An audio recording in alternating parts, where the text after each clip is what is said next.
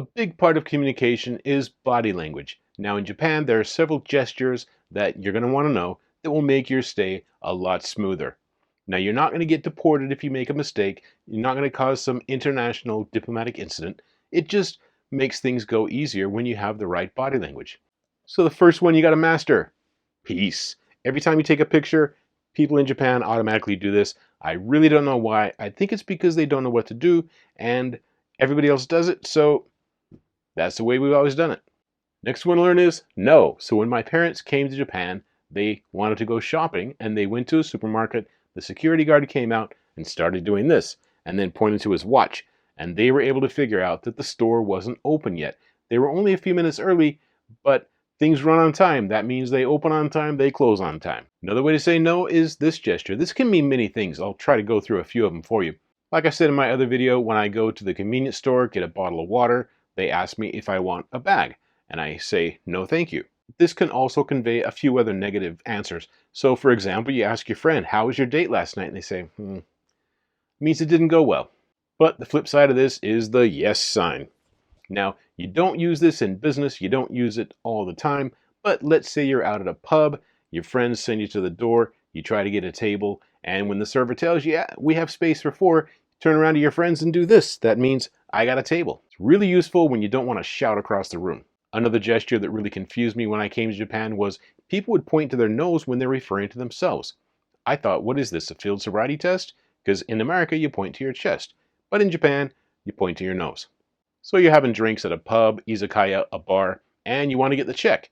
You don't have to shout across the room, just get the server's attention and do this. That means check. Don't do this at a fancy restaurant. I did this on a date one time, took her to a fancy restaurant, got the waiter's attention and did this. And they were like, she fortunately was a very nice girl. She said, okay, I'll go out with you again, but don't ever do that again. One of the most confusing gestures is this one. That means come here. Now back in America, you do this. In Japan, you do this. This next gesture is self-explanatory. In Japan, this means rich. Looks like I'm holding a coin. So you see somebody driving by in a Ferrari and you say, means that person's got some money.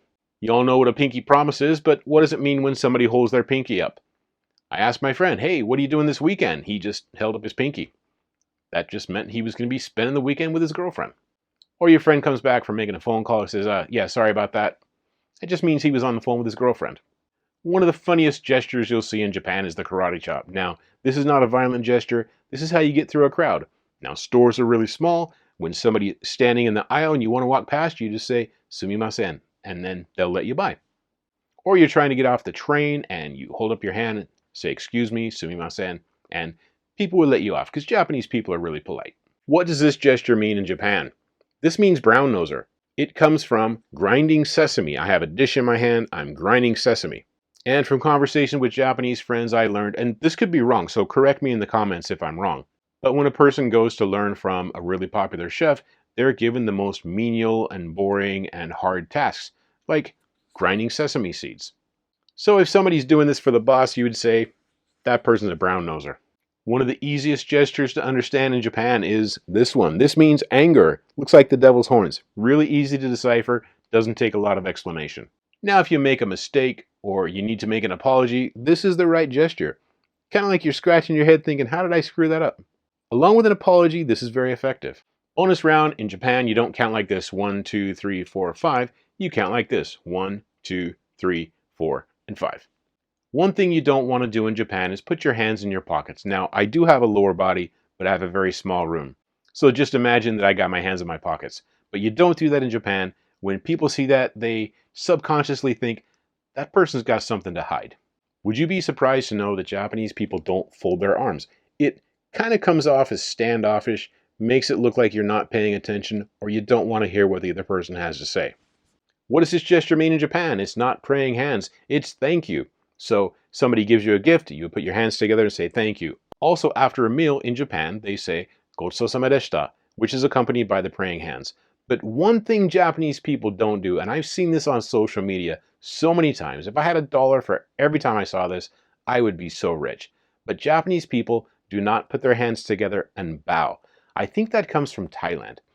Also bowing. I'm not an expert, so I'm not going to do a course on bowing, but When I saw Karate Kid and Mr. Miyagi and Ralph Macchio bowed and they looked each other in the eye, then I watched Cobra Kai and they square off and bow, look each other in the eye. Japanese people don't do that. They usually look at the floor.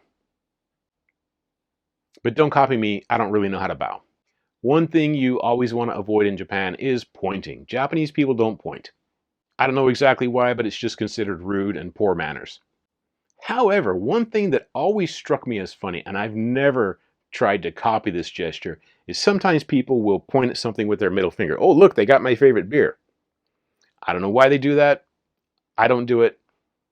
You can try it if you want to. To me, it just looks funny. Probably my most favorite gesture in Japan is this one. Now, this means Yakuza. Probably because they have scars as an occupational hazard, but it's really easy to remember. Think of Scarface. So how many of these gestures did you already know? And did you learn something new today? Tell me in the comments below. While you're at it, hit the like button. I'll see you in the next video.